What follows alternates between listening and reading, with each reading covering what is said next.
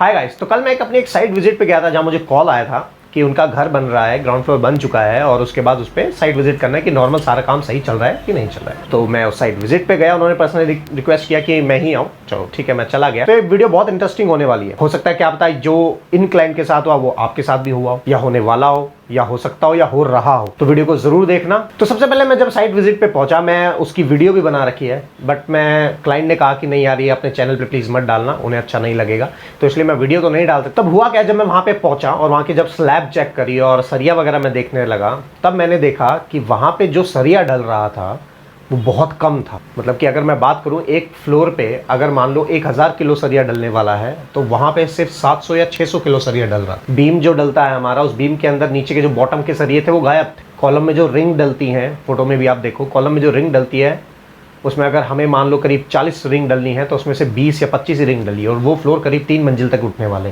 तो ऐसा क्यों हुआ? ऐसा कॉन्ट्रैक्टर ने क्यों किया उनके साथ? क्या रीजन हो सकता है? मेरी काफ़ी बहस हुई वहाँ पे, मैंने काफ़ी डाटा कॉन्ट्रैक्टर को। तो आइए वीडियो को शुरू करते हैं।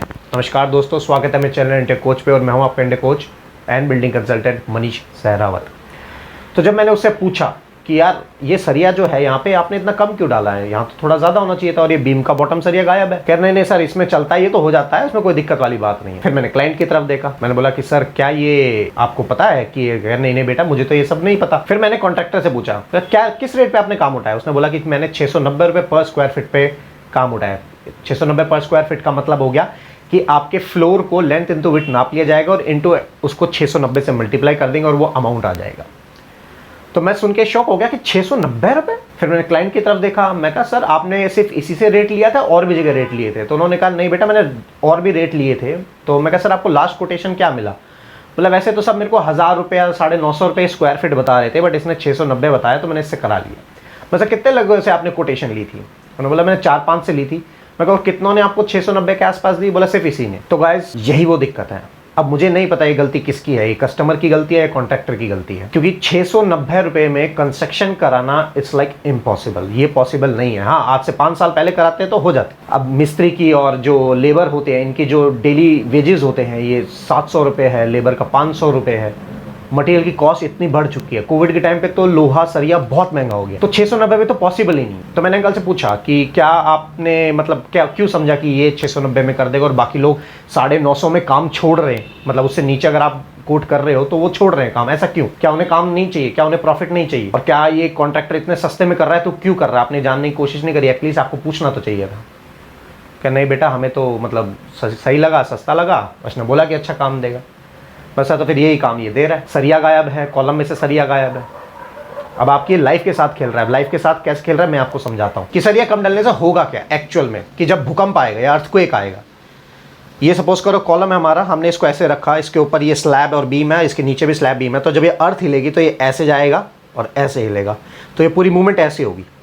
तो कॉलम में हमेशा बॉटम में और टॉप में जो रिंग्स डलती हैं, जो चारों तरफ कॉलम के सरिये को आपस में बांधे रखती है, वो रिंग का स्पेसिंग हमेशा कम होता है, क्योंकि सबसे ज़्यादा लोड यहीं आता है और नीचे की तरफ बॉटम में आता है। सबसे ज़्यादा रिंग की जो स्पेसिंग है वो कम यहाँ पे और ऊपर में होती है। फोटो में भी आप देखो। तो जब भूकंप आएगा तो इनका तो कॉलम ऐसे भगेगा और फट जाएगा, मुड़ जाएगा, बैंड हो जाएगा, टूट जाएगा। फिर मैंने कॉन्ट्रैक्टर से पूछा यार तूने 690 में काम उठाया? क्योंकि सर मैं खाली बैठा था और काम नहीं था और लेबर मेरी भाग जाती है, इसलिए मैंने इतने में काम उठा लिया। ये तो सिर्फ सरिये की बात बता रहा हूँ मैं। अभी और है। नीचे जब मैं गया और जब मैंने देखा वो प्लास्टर चल रहा है, क्योंकि उनका ग्राउंड फ्लोर बन चुका था, फर्स्ट फ्लोर पे बन रहा था। जब मैंने प्लास्टर देखा तो मैंने जाके कॉन्ट्रैक्टर को दूर खड़ा कर दिया और मैं क्लाइंट के साथ गया। मैंने लेबर से पूछा भाई मसाले का रेशो क्या है, ये कितने एक का मसाला है? तो उसने बोला भैया 7:1 का। 7:1 का मतलब है कि 7 तसले सैंड के, जमना रेत के, और 1 तसला सीमेंट का। तो मतलब मैं ये सुन के शॉक हो गया, क्योंकि 1:4 का रेशो होता है, और बेसिकली 1:4 या 1:5 का भी कर सकते हो, लेकिन उसमें से 1 तसला बदरपुर डालता है जिसको दैट स्ट्रेंथ आ जाए। लेकिन वो 7:1 का प्योर बना रहा है। मतलब कि ये क्या हो रहा है? तो किसकी गलती है मुझे नहीं पता समझ आया कि ये कस्टमर को मैं बोलूं या कॉन्ट्रैक्टर को मैं बोलूं कि किसकी क्या गलती। कस्टमर ने क्या सोचा मैं आपको बताता हूं। उनका जो स्क्वायर फीट एरिया था वो 720 स्क्वायर फीट एरिया था, 120 गज का आई थिंक प्लॉट, जो कवरेज थी वो 720 के आसपास थी। तो उन्होंने 720 इंटू, अगर 900 के हिसाब से करते हैं हम, तो 720 इंटू 900, करीब उनका बिल बनता 6,48,000 एक फ्लोर का। और अब उन्होंने क्या किया, तो 720 इंटू 690 माइनस 6,48,000, मतलब कि उन्होंने 1.5 लाख रुपए एक फ्लोर पे बचा लिया। वाह भाई, कितनी अच्छी बात है, 1.5 लाख बचा लिया, राइट? बिल्कुल सही है। सेकंड फ्लोर पे भी सेम 1.5 लाख पत्ते, मतलब जो उनका एक्चुअल बिल आता 14 लाख का, उसमें से उन्होंने 2 लाख 2.5 लाख बचा लिए।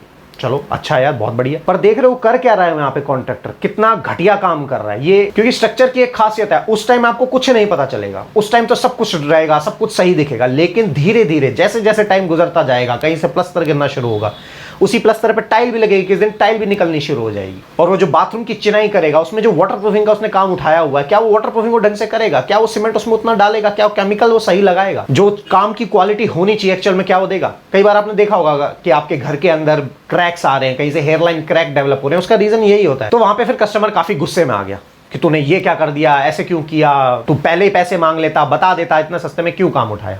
तब उन्होंने मुझसे पूछा कि यार बेटा चलो ठीक है, ये सब तो हो गया, पर अब इसका सॉल्यूशन क्या है? बात सही है, अब इसका सॉल्यूशन क्या है? ऑप्शन 1 कि हम इस कॉन्ट्रैक्टर को भगाएं तो दूसरे कॉन्ट्रैक्टर को लेके आए, पर ऐसा करना बेवकूफी होगी। क्यों? क्योंकि दूसरा कॉन्ट्रैक्टर आएगा और वो देखेगा यार काम तो छोड़ा हुआ है, कोई कॉन्ट्रैक्टर यहां से जा चुका है, तो इसका मतलब क्लाइंट ने पैसा नहीं दिया होगा टाइम से, इसलिए यहां से चला गया।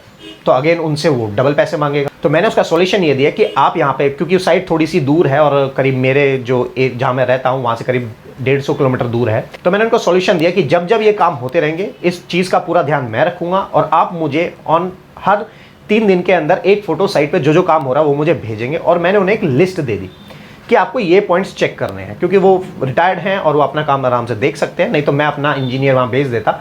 तो वो वहाँ पे सारा काम, वो उनको मैंने लिस्ट दे दी, उनको समझा दिया कि कौन कौन से पॉइंट्स है, कहाँ कहाँ चेक करने, और आपको मेरे को फोटोज़ भेजनी है रेगुलर, जिसके प्रोजेक्ट के मैं चार्ज करूँगा डेफिनेटली। देखो फ्री तो मैं भी नहीं कर सकता क्योंकि मेरे पास भी टाइम कम होती है। और अब मैं क्या करूँगा कि उनका जो कॉन्ट्रैक्टर, मैंने उनको बताया कि भाई देख, तेरे जो पैसे बनेंगे वो जायज़ तुझे मिल जाएंगे, पर तुझे घटिया काम करने की ज़रूरत नहीं है।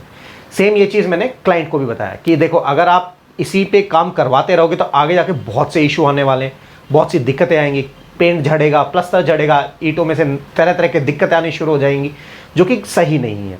और अभी तो आपने 3 लाख बचा लिए, लेकिन आने वाले अगले 5 साल में ये 3 लाख कब आपके 6, 7, 10 लाख के खर्चे में बदल जाएंगे, ये आपको पता भी नहीं चलेगा। तो अगर जिन लोगों के साथ ये हो रहा है वो मेरी बात को समझ पा रहे होंगे। आपने देखा होगा कि कई जगह घर बनते और गिर जाते हैं, उनका रीजन यही होता है। तो सिर्फ सस्ता अच्छा नहीं होता है, कोई भी चीज़ को देखने से पहले एक बार मार्केट में रिसर्च कर लो, नहीं तो मुझसे पूछ लो यार, मैं बता दूंगा। मेरे पास कॉल आते हैं कि यार ये एस्टिमेट मुझे एक कॉन्ट्रैक्टर ने दिया है, क्या ये सही है, कि इसमें ऐसा तो नहीं है कि बहुत ज़्यादा रेट है?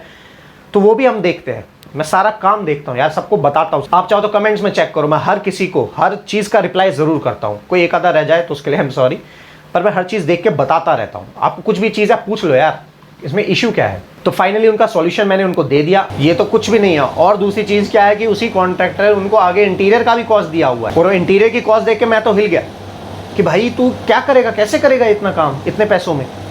प्लम्बिंग के पाइप कौन सी कंपनी के वो डालेगा मुझे नहीं पता, सॉल्वेंट क्या लगाएगा, और फिर कल को आपके घर में यार लीकेज, सीपेज, ड्रिपेज, पता नहीं क्या क्या आता रहेगा, कभी मॉइस्चर आ रहा है, और आप पूरी जिंदगी पेंट करा करा के थक जाओगे कि पर वो सीलन वहां से नहीं जाएगी। At the and PVC panel लगा रहा है, कोई बाइसन बोर्ड लगाएगा, कोई सारा पैनलिंग कराएगा। और अगली वीडियो में उस पर भी लेके आने वाला हूँ कि आप लोग जो बिल्डर फ्लोर खरीदते हो, जाते हो खरीद लेते हो सीधा बिना देखे सोचे समझे, मैं वीडियो देने वाला हूँ। क्योंकि कम से कम ऐसे, क्योंकि 5-6 बिल्डर फ्लोर मैंने ऐसे देखे हैं कि उसके अंदर एक ने अपना टीवी लगाया, वो गिर गया, किसी के घर के बिजली के कंड्यूट में से पानी आ रहा है, किसी की छत से लीकेज हो रही है, किसी के अलमारी के पल्ले, और जो फ्रेशली किचन बनाई है उसके पल्ले निकल गए हैं, उसके पीछे दीमक लगी हुई। नए बिल्डर फ्लोर की बता रहा हूँ मैं आपको। तो जल्दी मैं वो वीडियो भी लेके आ रहा हूँ, क्योंकि हमें अप्रोच किया किसी ने कि हम बिल्डर फ्लोर लेने जा रहे हैं, तो आप प्लीज़ आके देख लीजिए। तो हमारी एक 150 पॉइंट की चेकलिस्ट होती है, जिसमें electrical, plumbing, carpenter, wooden, door सब कुछ इंक्लूडेड होता है, जो हम हर पॉइंट जाके चेक करते हैं। टाइल बज रही है नहीं बज रही है, तो नहीं कहीं आपने शिफ्ट किया और थोड़े दिन में टाइल भी निकल जाए।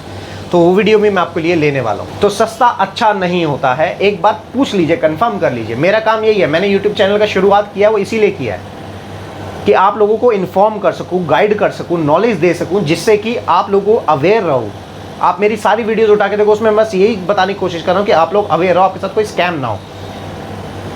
तो गाइस ये अब आप डिसाइड करके मुझे कमेंट्स में ज़रूर बताइए, और यहाँ पे गलती किसकी थी, क्या वो कस्टमर गलत था या कॉन्ट्रैक्टर गलत था। टिल देन आप, और ये वीडियो आप लोगों को शेयर कीजिए, बताइए कि क्या क्या चीज़ें होती है मार्केट में। Till then guys, good bye.